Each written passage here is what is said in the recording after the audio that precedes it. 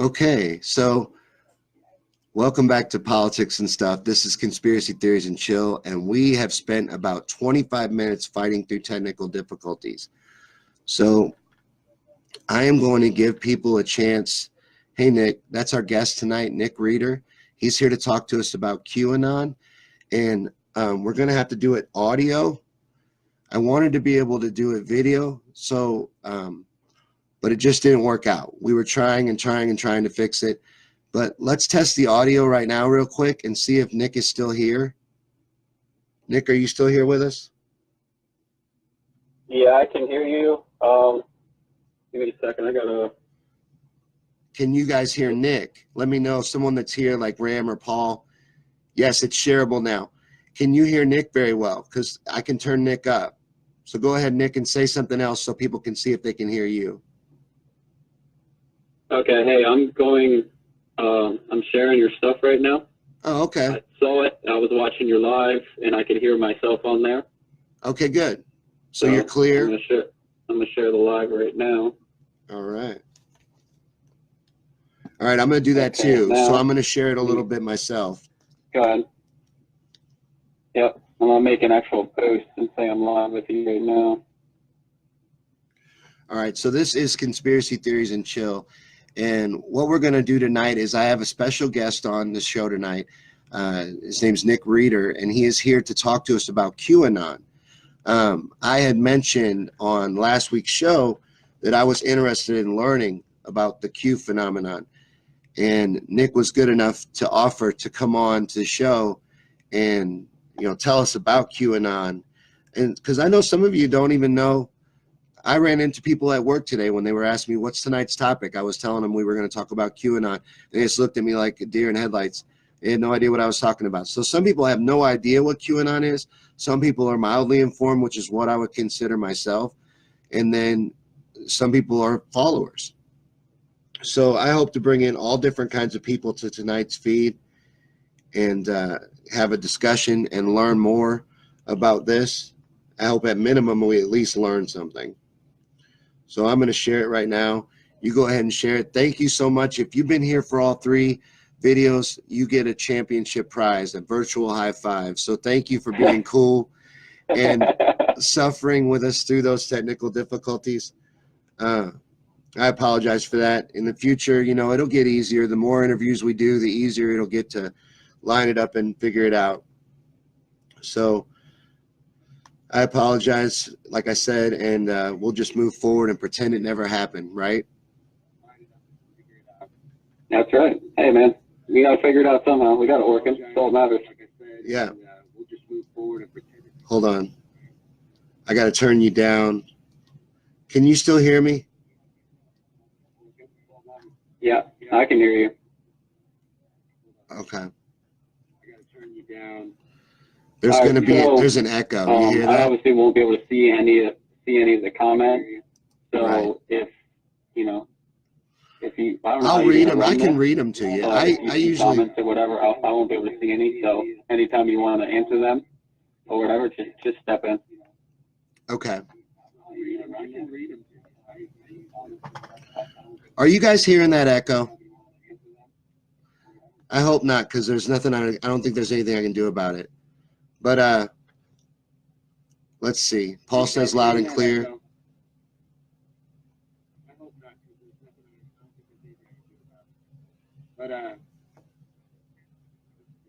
Yeah, I'm still hearing the echo, but Ram says it's all good. So let's see. I wanted to find. Let's see let's go ahead and get into it. You ready to go ahead and get into the discussion, okay. Nick? So, like I said, I was talking about the Q phenomenon, and you were recommended to me by a couple people that had stopped by last week's show. And I think what I'm hearing it through your sound, Nick. It's coming through my speaker. I'm learning. Are you hearing an echo? I've got headphones on. I'm not. Oh, okay. Fine. Maybe it's not coming through. I think it's probably through the speakerphone of your cell phone and then catching on your computer. Oh, it's something, I'm sure. But we'll fight through it. But you were recommended to come on the show and teach us about the Q phenomenon. So how would I guess the way I would start it off is what is Q for someone that doesn't know anything about Q? How would you explain it if you were explaining it to someone who had no idea what Q was at all? I really hate this question. This question is so complicated, but yet so easy at the same time. I guess, mainly for me, it's an information source. I guess, I don't know, for me, what it's done is it's created a community of people who have joined together and in a thirst for knowledge. And that's what Q has done. Now, what Q is to a new person, the way I would explain it to them is that currently it's an online information source, and it posts clues and hints. Basically, it gives you certain topics to research and discuss. It doesn't tell you anything. It doesn't tell you much. But what it uses, it poses questions, and then you have to go out on the internet and search for the answers to that. So basically, it engages you and makes you think, makes you process the information, and in doing so, it helps you remember a lot more information. Trying to really think of an example. It's been a while, but I know in the beginning it got us excited into learning information, learning about what they call conspiracies. And there's a lot of people who link it to Donald Trump and say Trump is involved in it, or say that it's a military operation. And there's a lot of people that believe that. And there's also a lot of the reason that people believe that is because a couple different things. If you take at this point in time, you can see Donald Trump's tweets, and he'll post like misspellings or capitalizations and stuff like that. And there'll be Q posts in a way that you can link them together.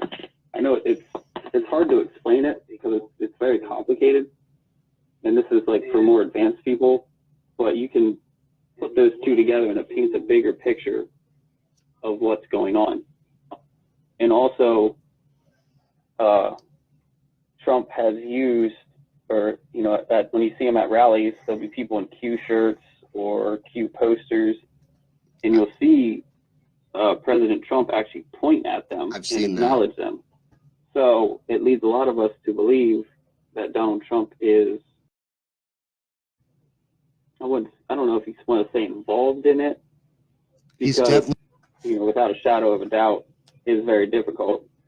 But it leaves a lot to believe that he is connected to it in some way. At the very least, he allows it to happen, because almost all of the QAnon followers are Donald Trump supporters. And I don't believe that Donald Trump would allow something like QAnon to continue and exist if it had malicious intent, towards his followers or even towards himself. And a lot of what Q is based around is taking down the DNC, the Democratic National Committee, and the media. That's what a lot of the information comes around. So it's against the mainstream media and the Democratic establishment. For the most part, yes. And now there have been times when Q has extremely accurately predicted events to happen. Right. And there are times when Q wasn't 100% accurate on it. So it's hard to explain. Because it's very involved, and sometimes it's accurate, sometimes it's not. But been extremely accurate to the point where it's almost no doubt it has to be someone with some sort of inside information. What's a specific example that you could give of a time that Q was dead on? So this is the best one that I can think of. So when John McCain, remember when he died? I don't know the exact date Right. of when it was, Right. but I know the time that his death was first announced was at 4:28 p.m. Okay. Exactly 30 days before that, Q dropped a hint about John McCain coming back into the headlines or back into the news, and pretty much he had been silent until then. And Q posted that at 4:28 p.m. He posted that 30 days to the minute of the very first headline of John McCain's death coming out, of his death being announced. Is that a coincidence? I don't know. It's pretty crazy. That is a creepy one. I got chills a little bit. So yeah, it was the exact minute of Q posting about John McCain coming back, and it said, and Q said every dog has its day. He died, was announced on Saturday. Sunday was National Dogs Day. oh, really? That's So, interesting. It's pretty crazy, and there's a lot of different signs and hints. It's like I said, it's when I got into Q like the second or third day it came out. I think it was November 2nd. It was the first day I saw it, and it came out October 28th. So I guess that was the 3-5 days afterwards. And like I said, just so much has gone on in the last year, and I've kind of branched out away from Q a little bit. Like I still follow it, Right. but there's so much more going on. Um, I'm trying to think. Go ahead. well, I was going to ask you, I've seen you kind of touched on it, but I was going to narrow it down more with you to see what you believe. What do you believe Q is? So do you believe it's coming from inside the Trump administration, or do you believe it's more of a military deep state takedown?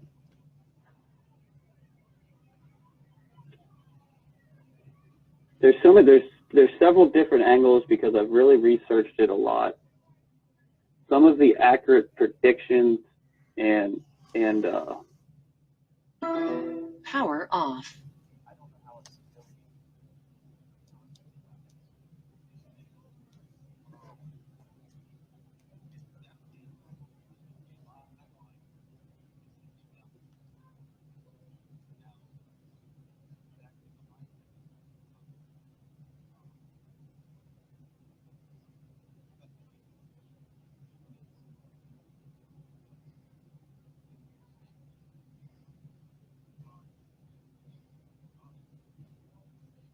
Go one, we go all. WWG1, WGA.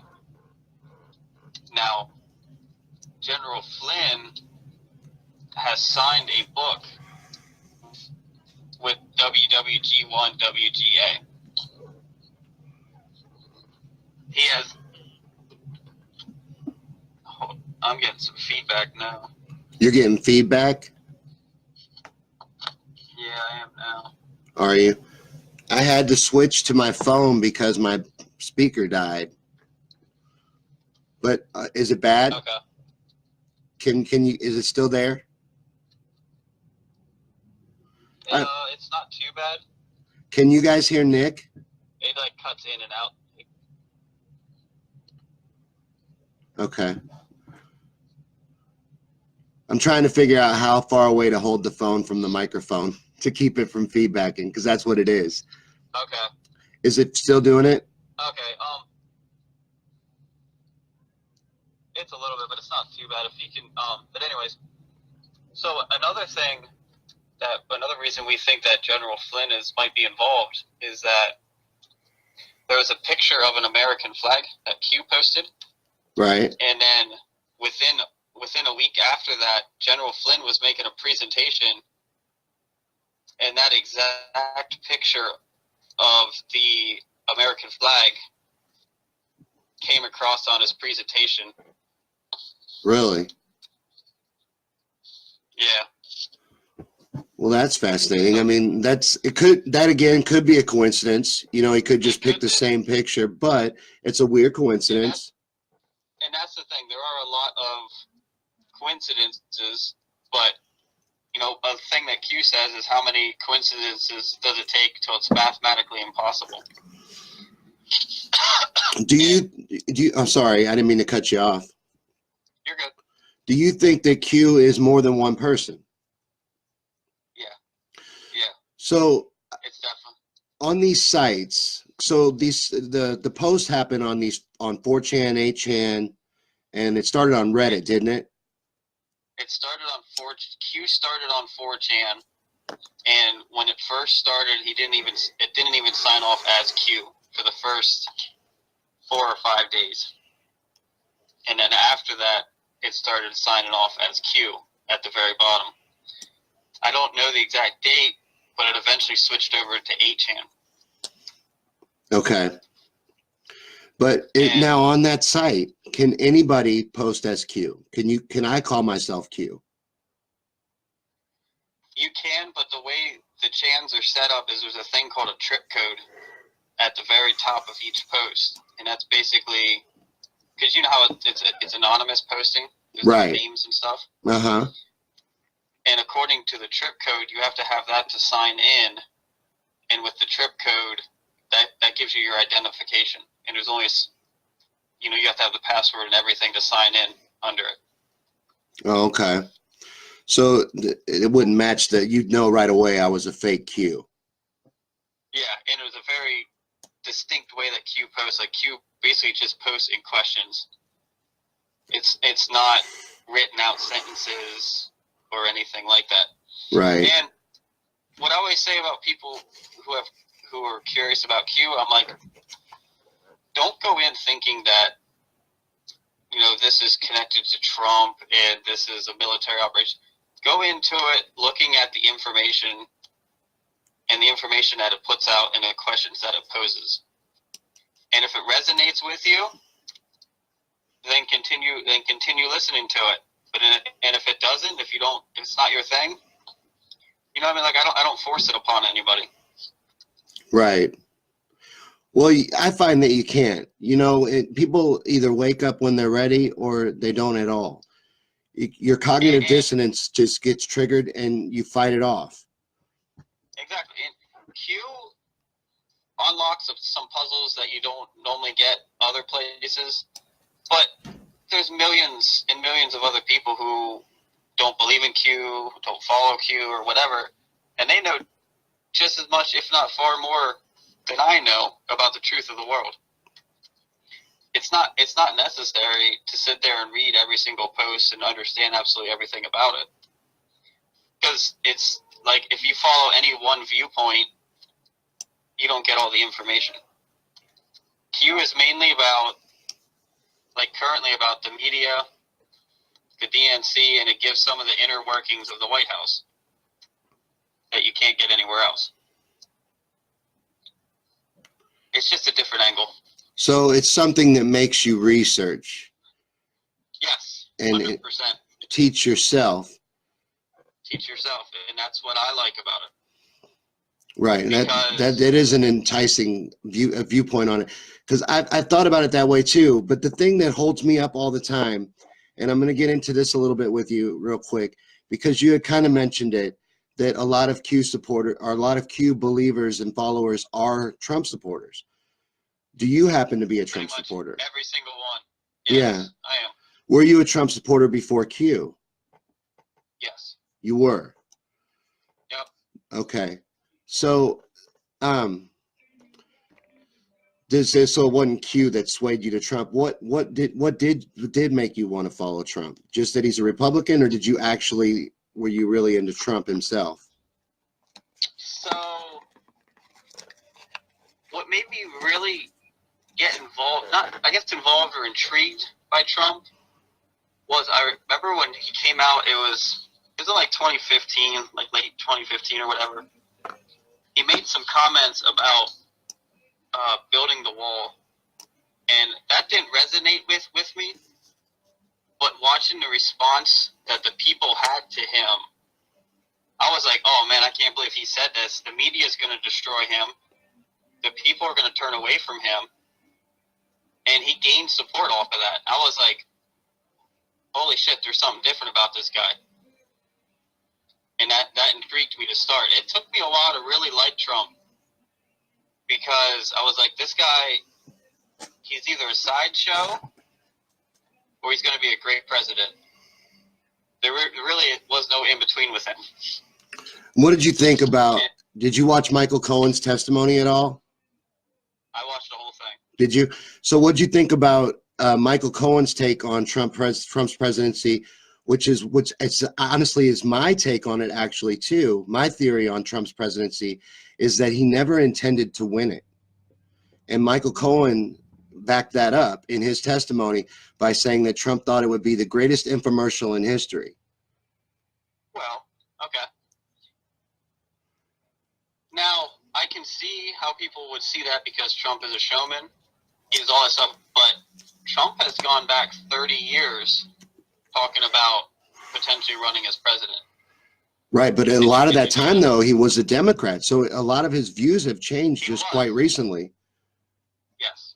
Well, he was a registered Democrat, and then basically he really only switched because he wasn't going to win the Democratic nomination, from my understanding.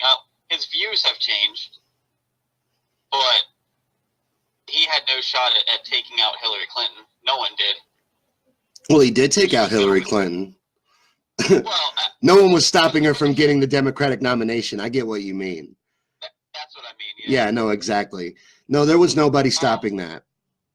And she knew it and would laugh on TV about it. And with Trump said a lot of things, not really his policies. I was very concerned with that because I didn't really know his policies too much, but I watched the guy and he said things that made sense to me, and he followed through with it, and the people gathered around him or whatever, and he gained more support by being straight to it. Now there's lies and stuff out there. He's a politician. You can't always tell the whole truth. Right. But a lot of the things he said he was going to do, he has done. And there was something about him in my heart and my soul that I thought that he was going after the corruption in government.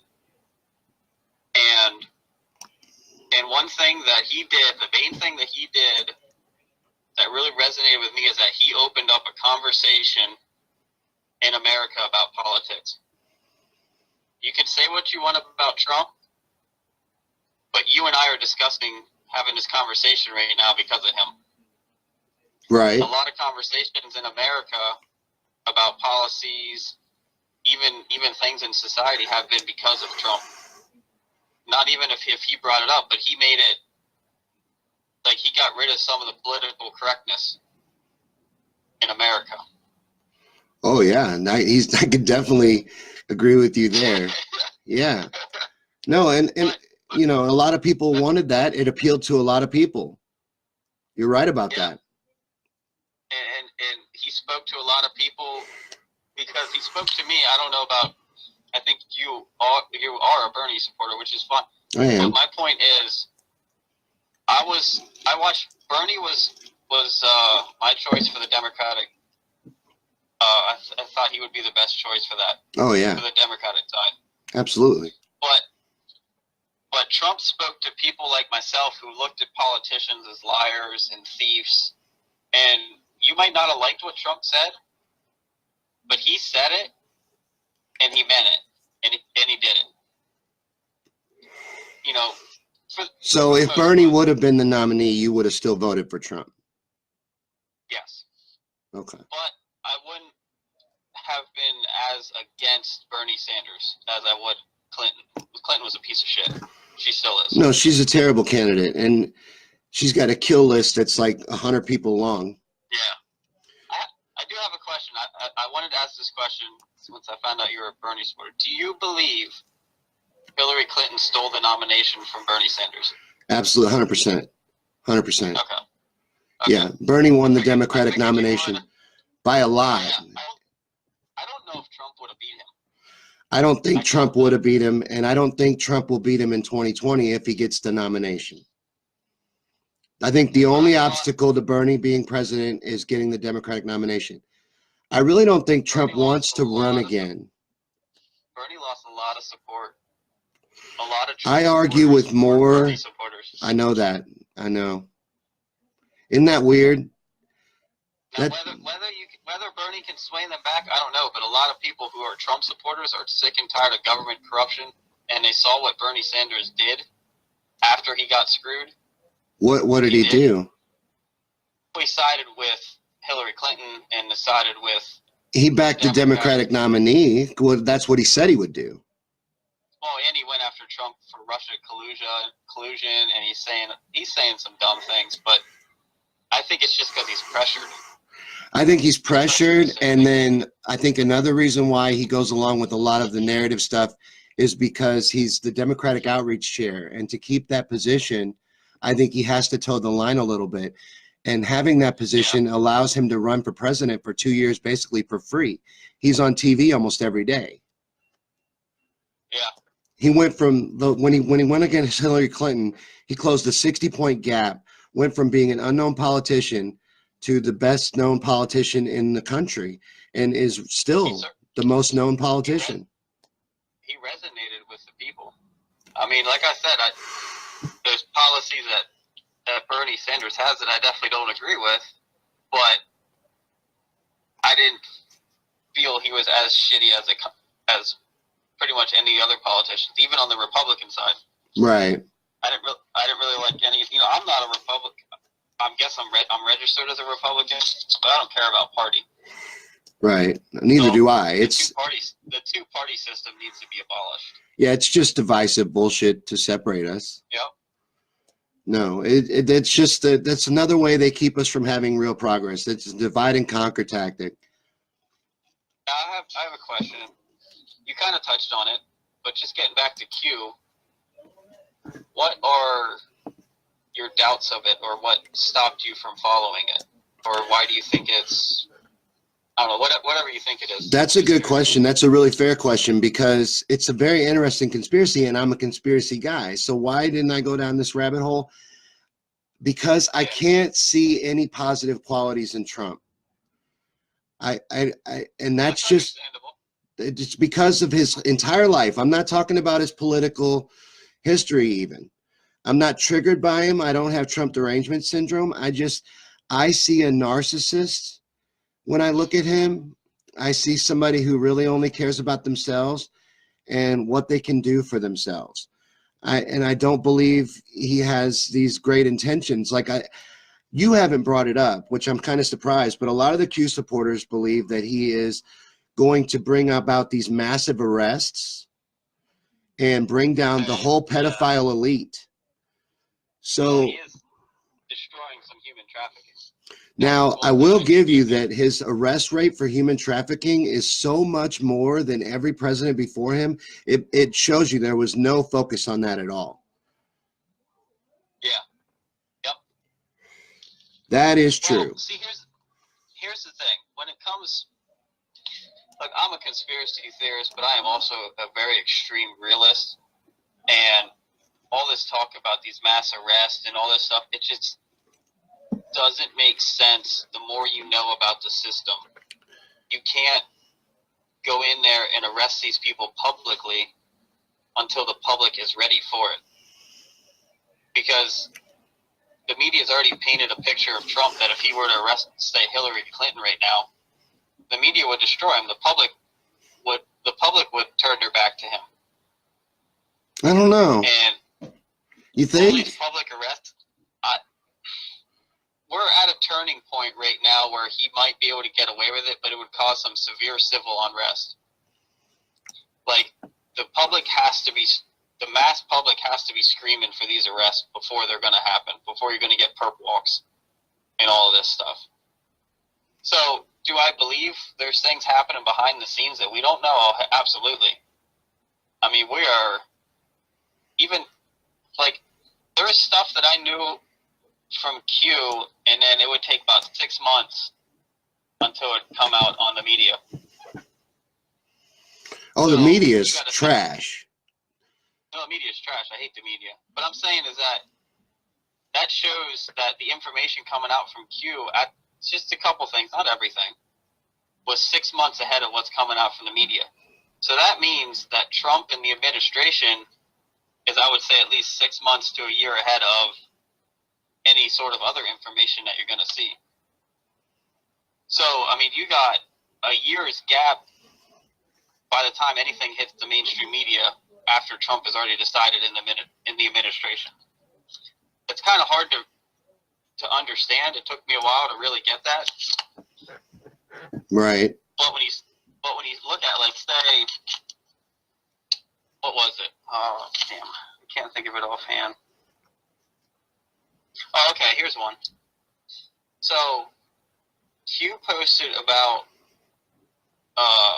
basically a peace deal with North Korea in the middle of November.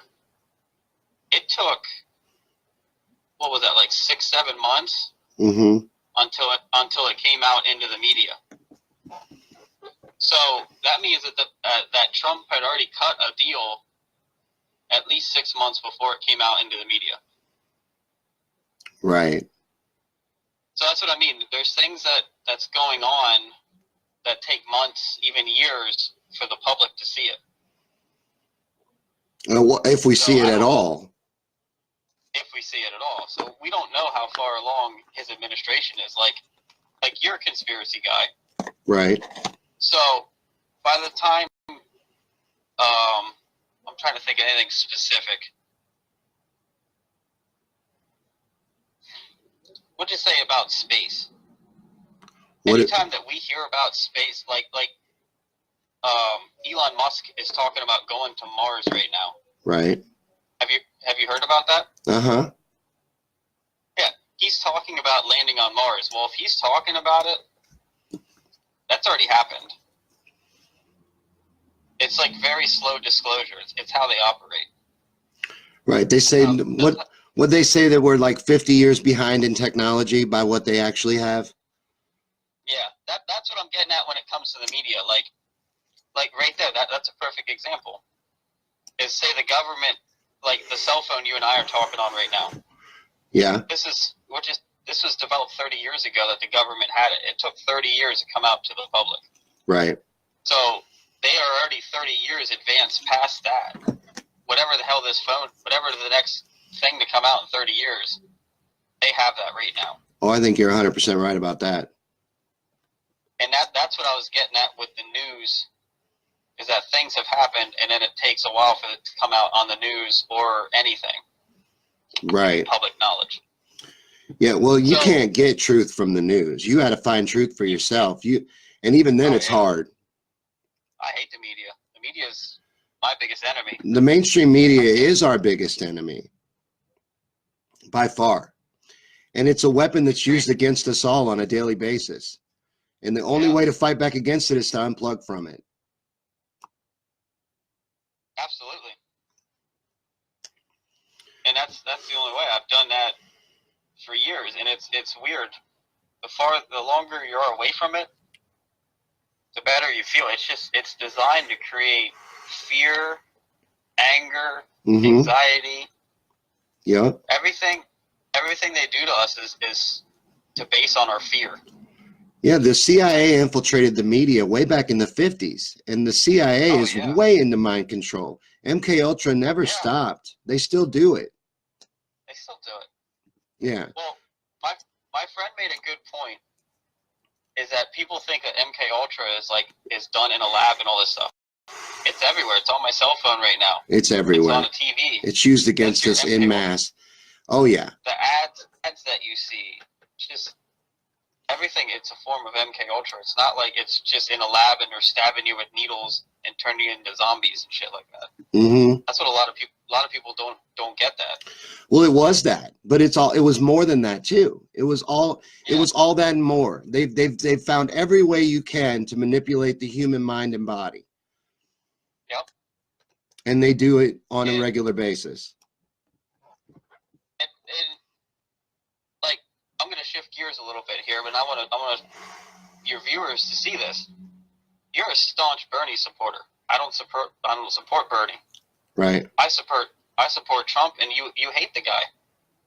Right. But you and I can have a conversation about common ground. Yeah. And that is what needs to be done. It doesn't, like, I don't fight for Trump. I don't defend Trump. I don't defend Q. I don't push that stuff. Right. I push the things that people like you and I can agree on, because until we do that as a society and as a whole, we're not going to get anywhere. Exactly.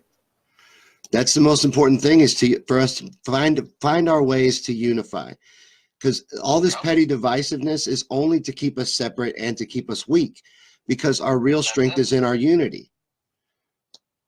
They don't want that. No, that's what they spend all their time making sure that all the way down to your local sports teams, everything is there to divide and distract you. Yeah. It's all a battle for your mind, and to convince you to get you to never look for the truth. They distract you with all kinds of bullshit so that you never want to inform yourself. You just entertain yourself. Exactly. Yeah. And they keep you working all the time. They keep you not having money.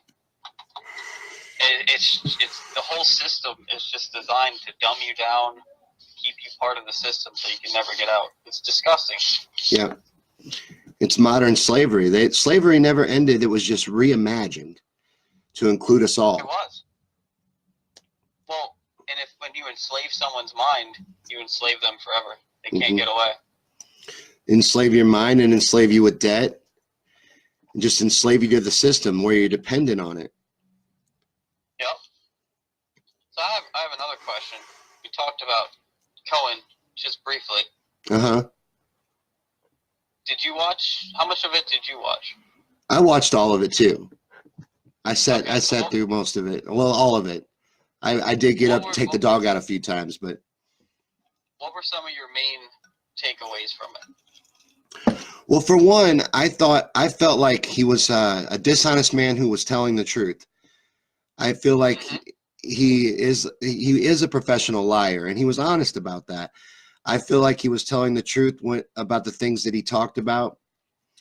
I feel like Trump's in a lot of trouble with these payments to Stormy Daniels, this payoff to her. The fact that he wrote him personal checks. With Rico, he can get pulled into a lot of different stuff with this whole thing. He could be in a real big mess. But I believed Michael Cohen for what he had to say.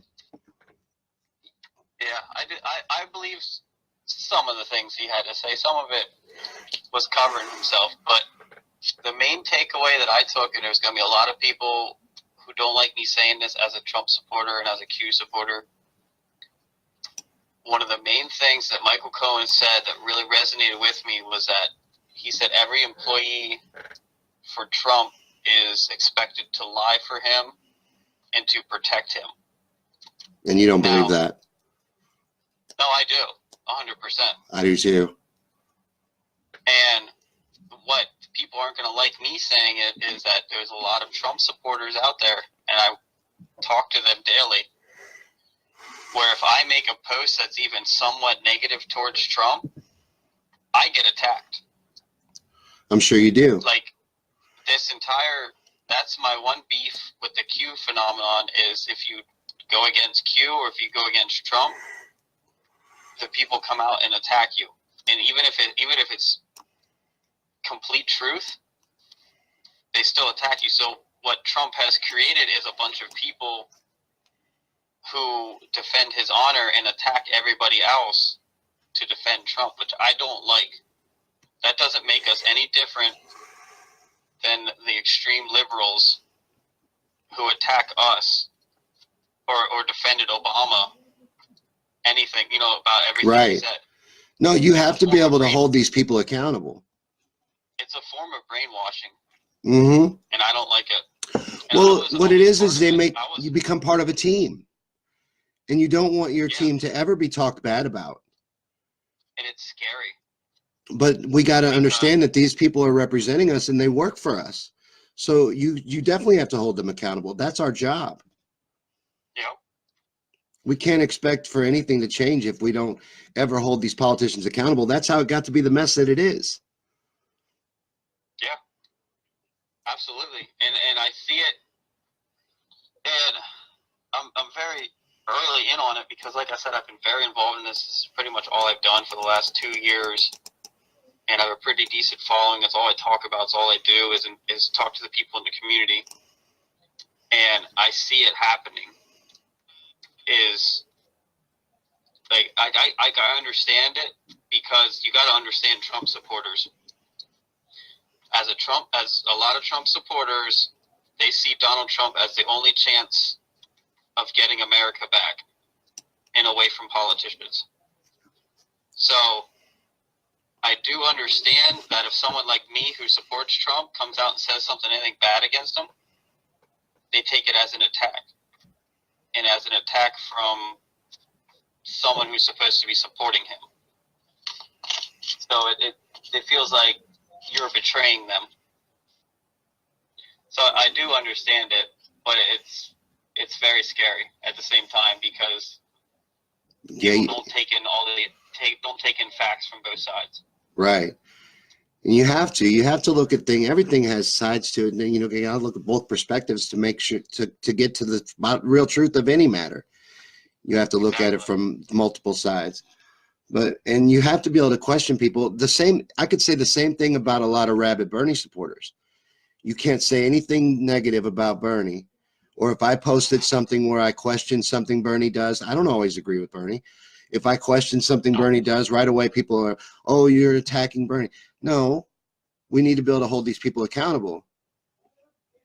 Yep. And, they're public servants. You don't have to that's what I don't get about, like I said, they make it part of a team, make like a sport where I'm Team Trump or I'm Team Bernie. And if you say anything against it, you're not part of my team. You can't be my friend and I'm going to block you. Well, that just gives you an echo chamber and nothing's ever going to happen. You're never going to learn anything either. You're never going to grow as a person. You're not open to any new ideas. Exactly. It's just very counterproductive in so many ways to close yourself off like that. And then to give them that much freedom to think that you would let even Bernie, as a Bernie supporter, if I got Bernie to be president, that I would just ignore him and let him do whatever he wants. Why would you do that? You have to stay vigilant and stay paying attention. It doesn't make any sense. Anybody would be corrupted in a system where no one pays any attention. They just, yay Democrats or yay Republicans. Nobody ever does any follow-up or check in on these people. That's how they got to be so damn filthy and corrupt to begin with. Exactly. They were unaccountable, untouchable. They could do whatever they wanted. And what Cohen said about how people who work for Trump have to protect him or whatever, when you watched how the Republican senators attacked Cohen's character and that was it, it really put a light bulb off in my head. I was like, holy shit, at the very least Cohen's correct about that. Oh yeah. Go ahead. Trump demands loyalty. He's open about that. That's his number one thing, and revenge. Yeah. Those are his two things. Now, do you think that those are great qualities in the president?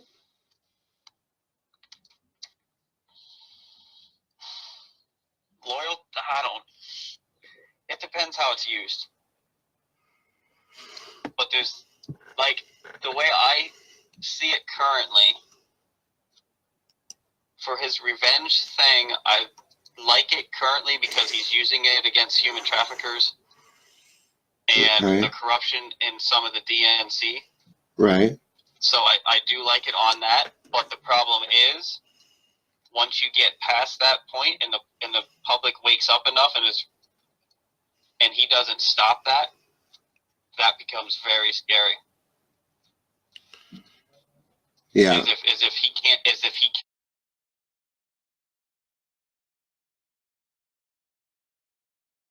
Eventually, he's gonna turn on everybody. Right. So were you into any conspiracies before you got into Q, or did Q open your mind? Did Q wake you up, or were you woke up before that? I've been awake, or knowing. I'm just gonna say not awake because Yeah, I never know what to call it. Yeah. I thought I was then, and now looking at it now, I had no clue. But I put it as I knew there was something wrong. You were coming around. I knew that this world isn't what I looked at because 9/11 woke me up. I remember sitting there. I watched a video on YouTube, and I'm watching it, and I'm like, "Holy shit! This isn't what we were told." I watched one that had a side-by-side controlled demolition, and I was like, "There's no way a tower falls straight down if there's not explosives involved." And I was like, "Why are they not talking about explosives? There's nothing in the report saying it was a controlled demolition." I was like, "What the fuck is going on?" And I was terrified, dude. Oh yeah. I was so scared. I've never been so scared in my life. I remember sitting there just staring at a computer screen like, oh my God, they murdered Americans. Oh, when it sets in, it's scary. They let it happen. At the very least, they let it happen. Minimal. At the bare minimum, I was like, at the bare minimum, you're either going to say, with 9/11, either the American government allowed it to happen, or two, at the very least, they're that incompetent that an outside tree overtook all of our systems and brought us to our knees. They're not. Minimum, there's no way. I'm just saying at the bare minimum, there's a country out there that can completely bring us to our knees, and there's nothing we can do about it. Like, that in and of itself is terrifying, and people miss that point. Right. No, and I think 9/11 is obvious, and I think it was supposed to be. I think part of it is the psyop. I think a part of your mind is supposed to know something's wrong with this. That powerful people did something disgusting, and your mind already knows it's wrong, even if you aren't fully aware of it yourself. I think your eyes and your mind know that you're seeing something that's impossible. And like you said, with the buildings collapsing and the way that they did, and the fact that 3 collapsed, not just 2, the building 7, a 47-story skyscraper, collapsed hours later that day, same fashion, into its own footprint at free fall speed. That is impossible by the laws of physics, and it happened 3 times in one day. By 2 planes. Yeah, you can't believe any part of the story after that, because the fact that it happened with the 2 planes and the 3 buildings. The 3rd building is the smoking gun. That makes it a controlled demolition, and you can't take a building down that way. And Larry Silverstein was even recorded in an interview admitting that they pulled Building 7, that there was such a huge loss of life and there was so much danger to the fire department that we decided to just pull it. That's exactly what he says. Now, you cannot pull a building unless you've already set up the explosives. Exactly. They did not have time in the course of that day to set up explosives in a damaged building that's on fire. So they had to already be there, which means foreknowledge. So Building 7 proves it. Another thing that I always people who question me, "Oh, this is impossible," is I'm like, okay, then answer me this: how do you have 3 planes that leave the East Coast, make it to about the Midwest, do a 180, come back? Okay, I'll give you the first one. Maybe you don't want to shoot down a commercial jet that is flying over New York City. Okay, maybe I get that. Maybe I'll let that slide.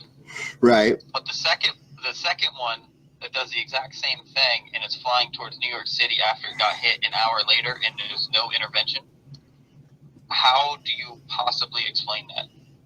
No one can answer that. You can't.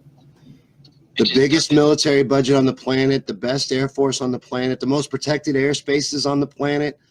And then the Pentagon got hit. Yeah. How how does none of them get shot down until the fourth one over Shanksville? Right. And they don't even admit to shooting that one down. Yeah, that just But, you know, blows my mind. are you aware that where the Shanksville plane crashed, you know how it looks like it's a cut from a plane? You know how it went right into the earth? Are you aware that that was actually already there as far back as 94? That's a strip mine. It's an abandoned strip mine. I didn't know that. The indent in the ground was already there. Yeah, Google that. Look it up. You can look up images from it all the way back in 94. It was a strip mine, an abandoned strip mine, and supposedly this plane went right into it. No shit. Yeah. Didn't know. I didn't know. Oh, the whole story is fantastical. It is. It's ridiculous. The official story of 9/11 is absolutely ridiculous. And I think that's on purpose too. I just think they didn't give a shit, and they didn't want to cover it up. A lot of what these Illuminati people believe, they have to put their plan in plain sight, because our silence is consent. They have to tell us before it happens. They tell us everything. There's foreknowledge and foreshadowing through Hollywood, through entertainment, through books and movies, all kinds of places. Everywhere you can get it from, it's coming at you. They're putting their plan out in front of you. And they have to. And then when you're silent about it, when you don't rise up and you don't do anything about it, that's your consent. Yep, you allowed it to happen. They basically see you as you're too dumb to stop it. Yeah. You deserve it. They think of us, we're just parasites, we're too stupid. They don't give us any value at all. They don't think of us as real people. And most of them are very open with the fact that they want to depopulate, and some are even open to the fact that they want to depopulate down to the level of 500 million. There's close to 8 billion of us. That means a lot of us have got to go. Yeah. You know, when Ted Turner says that, he'll get on TV and say we need to be at a population level of about 500 million. Well, what are we doing with 7 billion people? It's literally written in stone on the Georgia Guidestones. Yes, it is. The Illuminati Stonehenge, the Georgia Guidestones. Yeah, it's literally written in stone in America that the world population should be 500 million. Mm-hmm. In what, 9 different languages? It's the first Something rule. like that. I think Yeah. it's more. I think it might be more. Yeah. But even so, yeah. All the way down to Sanskrit. It's got, yeah, it's instructions for the world after their apocalyptic event that they're planning. The rabbit hole goes so deep, doesn't it? There's no stopping it.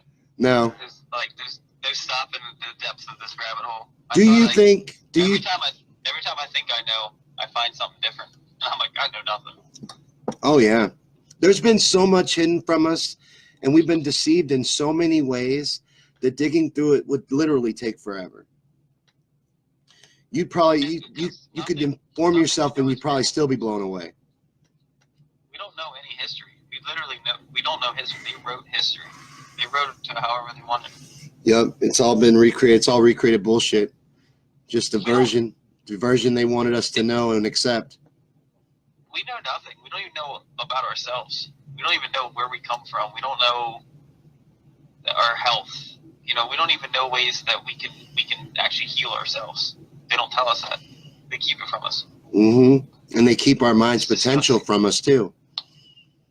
Yes, that's where I'm getting into. I've been getting into that lately. Yeah, they don't want us to unlock the potential of the human body or the human mind. They want us weak and stupid. That's why they dumb us down with fluoride, and that's why they spend so much time distracting and dividing and misleading us with the mainstream media. It's all to keep us busy and occupied. And then, like, news at different parts of the world tells a totally different story that they tell us. Yeah. They tell us the exact opposite to make that country hate us. Right. You know, most of the world is on board with the fact that 9/11 was a controlled demolition and an inside job. Mm-hmm. Yep. They're open about it. There's they talk about it in different countries, engineers, and they openly talk about how that's impossible. It's laughable when you tell. I saw one where they were telling this guy it was in French. They were having to translate, and they told him what had happened, and he just looked at the guy like he couldn't understand it. He's like, "That's impossible. It just can't happen." Yeah. It's against the laws of physics. It's against the laws of nature. to fall down the path of the most resistance is just ridiculous. It's like your eyes, it doesn't make sense to your eyes when you see it. And like I say, I think it's supposed to not. I think that's part of it. I think you're supposed to realize something's wrong. Yeah, because I hear people say like, "Oh, the steel melted from the heat from the jet fuel." Okay, you know what? Maybe in that area, I get that, but for it to fall straight down, literally every single floor would the beams would have to blow apart or whatever at the exact same moment, or the tower would eventually lean at some point. Well, if you watch it, Tower 2 starts to lean. It's like playing. It's like playing Jenga, and each layer that comes down, eventually it's going to topple over to the side. Right. Like you can't. It's just not possible for every single floor to blow out at that exact moment. No. Without it being a controlled demolition. No, a pancake collapse. I think I heard an engineer say it would take a minute, 10 seconds, because every floor would give you resistance, and it would fall. Yeah. You know, there would be the resistance from the floor above it. It would keep. It's not going to be a free fall collapse to dust.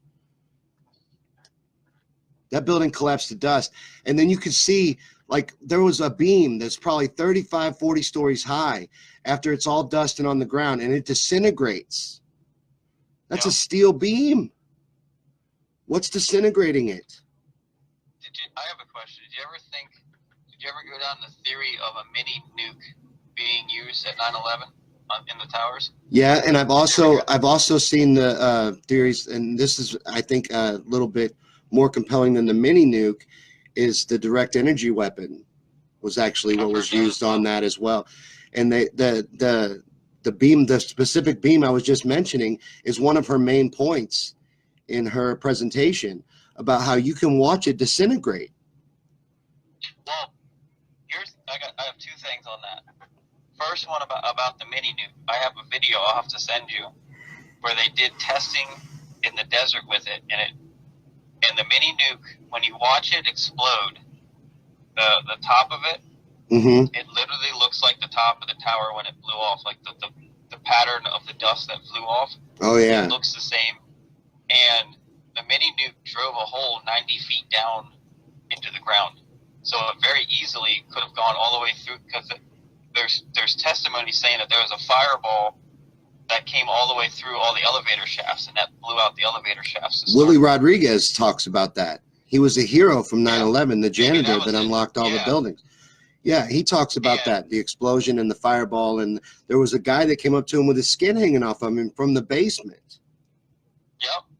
And there was no bomb-sniffing dogs. Bush's brother took them all out, so a backpack nuke could have been plopped right on top of the elevator shaft that day or whatever. I'll have to show you the video. It's pretty compelling. And another thing, have you ever heard of a thing called the Hutchinson effect? It sounds familiar. It's new to me. So the Hutchinson effect, because you had just touched on the direct energy weapons, and that the thing had turned, that the debris has turned to powder. Hutchinson effect explains that. I don't know if that was used, but the Hutchinson effect basically turns steel to powder. Really? Yeah, I have a video on that. I'll send that to you as well. I would appreciate that. And that explains how basically when you look at the rubble of 9/11, there wasn't that much there, considering how big of a freaking tower it was. No, there wasn't. And it basically turns the steel to dust. Right. So, like, you can see the controlled demolition up higher. You can see the squibs or whatever going off. Yeah. But at the lower levels, you didn't really see it too much. Right. Like I think there was the controlled demolitions the whole way down, but if you take into effect the Hutchinson effect being used, I don't know how they used it. I don't know all the technical stuff about it. Right. But it turns steel to powder.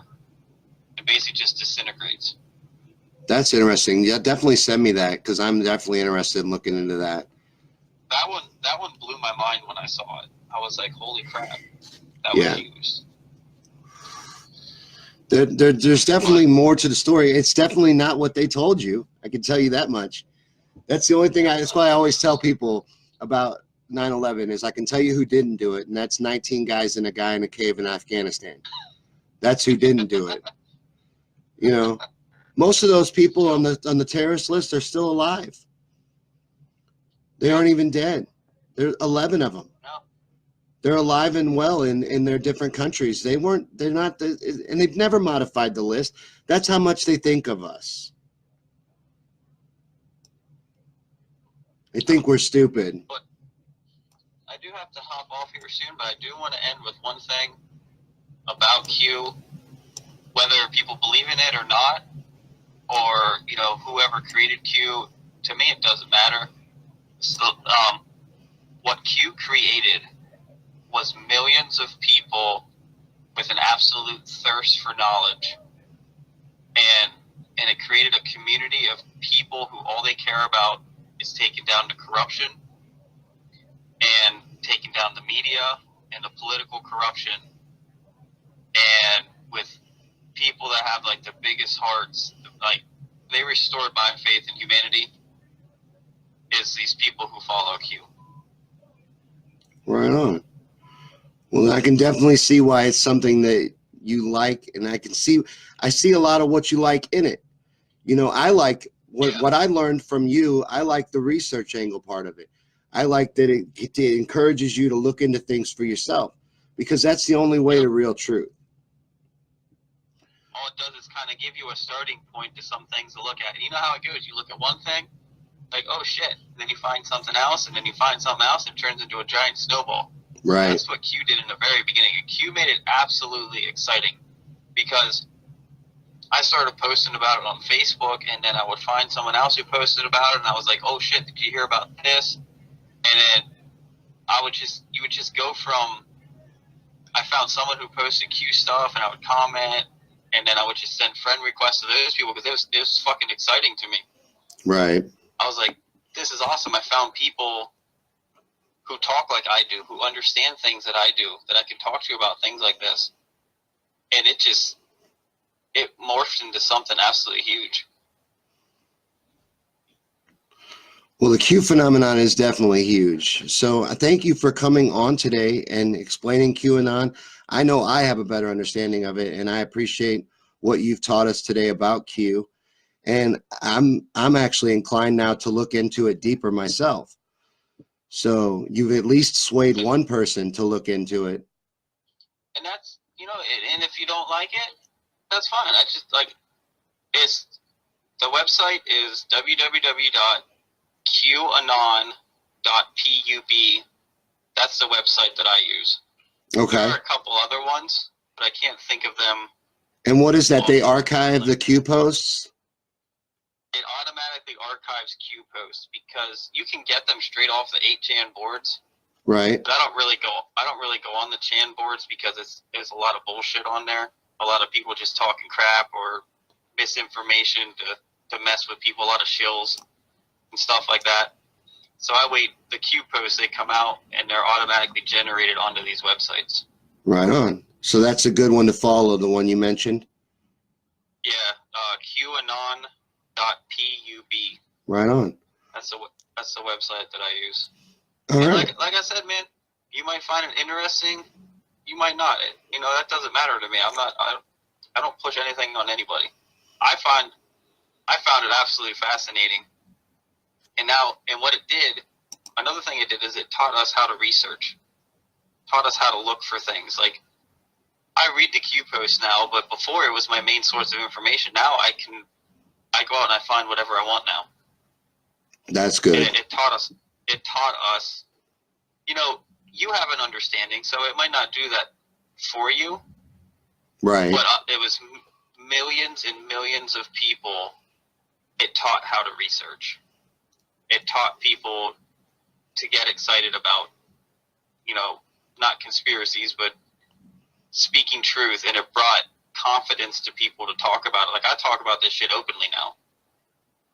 I never did that before. Those are all positive things. So the Q phenomenon, there's definitely more to it than I thought. Yeah, and I get when you're looking at it from the outside, it's just like, oh, it's just some guy talking shit on 8chan or whatever. But when you get into the actual Q communities, it's all we talk about. Not just about Q, it's just the government corruption, the conspiracies and stuff. That's all we talk about. Right on. That's good. Then any dialogue That's what it's done. along that route is the only way people are going to wake up. And if Q's helping wake people up, I think it's a good thing. That's what it's done, and it's been around for, what was that, October 2017? So now we're a year and 4 months into it. So people call it a LARP, they call it all this stuff. Well, I don't, or a psyop and stuff like that. Well, psyops, typically they don't last a year and 4 months. Right. They go a couple months. They go a couple months to build a following, and then they turn on each other. Right. It's usually how it works. I mean, there is something to the consistency of it. It's been going on for 16 months. So. Well, thank you for coming on today and talking to us about Q. I had a good time. Yeah, thank you. Thank you for having me. We had a good conversation, and just another thing that I want to point out is very important that you and I both discussed is that you don't like Trump. I'm a Trump supporter. I don't really support Bernie, and you love Bernie Sanders, but yet you and I just had a conversation for an hour. That was a great conversation. Absolutely. So, politics aside, that's just a distraction. That's bullshit. Mm-hmm. And you and I can have a lot of people on both sides of the aisle have common ground. So you need to find that common ground with people. Absolutely. Not force Bernie Sanders down their throat and not force Trump down their throat or QAnon that they have to think a certain way. It's just that they think. That's all I care about.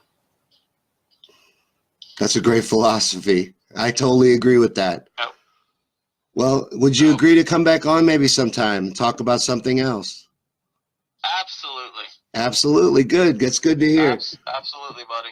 Next time we won't have so many technical difficulties.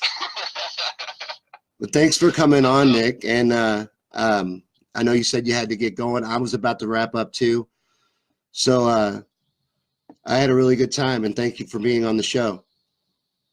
All right. Thanks for having me. Is there any other specific questions about Q you'd like to ask before I go, or are you good? I'm good. I think we covered it pretty well. All right, cool. Thanks for doing that. All right, man. Thanks for having me. All right.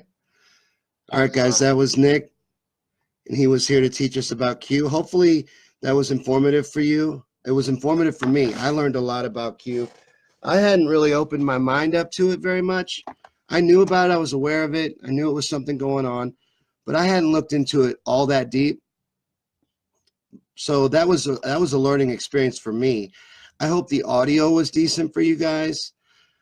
I wasn't able to run out and check. It seemed like it was. I wish I'd got to more of your comments. I'm going to look at those after the show and respond to some of those comments. I wanted to get to them during the interview, but me and Nick were having such an in-depth conversation, and the comments were going by so quickly, I couldn't really keep up with them. But thank you guys so much for coming. And we do this every Friday night at 8 p.m. Eastern. And I don't have a topic for next week yet. So if you got a conspiracy you'd like to see me get into and do a video on and cover, go ahead and leave it in the comments. But thank you guys so much for coming by. And we'll see you next week on Conspiracy Theories and Chill.